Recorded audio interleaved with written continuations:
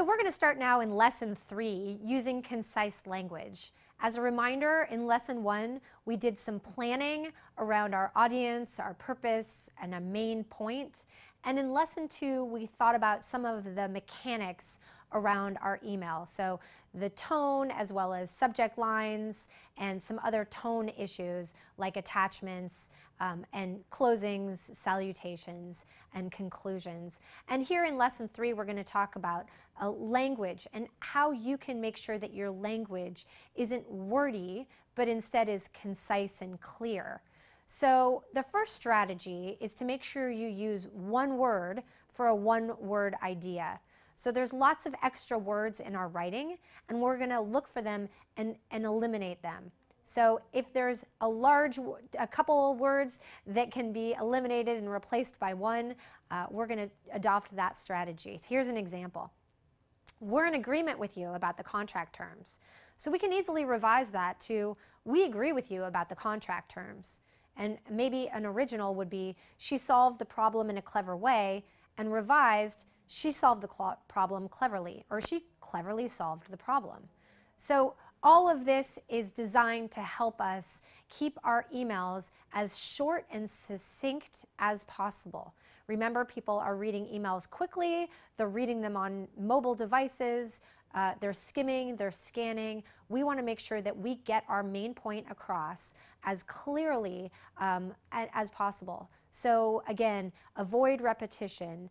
Long-winded email or writing in general oftentimes gets overlooked. We want to go for concise instead.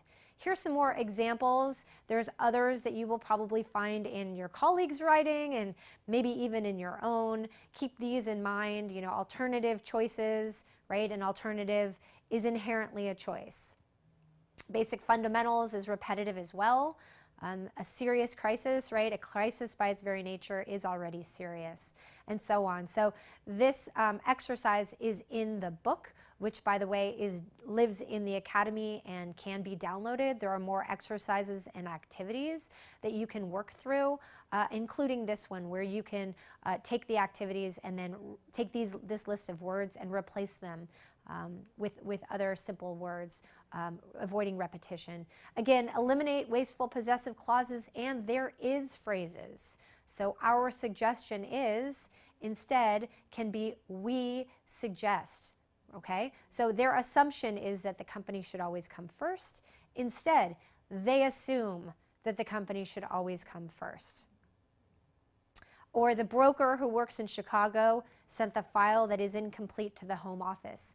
Even reading that, we know that there's some extra words, that we're stumbling over some extra words. There's an opportunity to really streamline. And this is what we do in business, right? We're always streamlining our projects, our budgets, our work processes. So the same thing applies on a sentence level to our writing.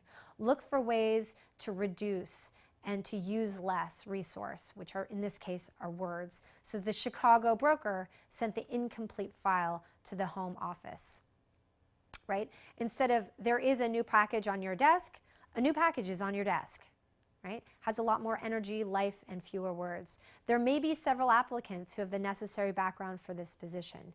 Instead, several applicants may have the necessary background for this position. So this concludes Lesson 3. In Lesson 4, we're going to look at some more language techniques to bring your writing to life.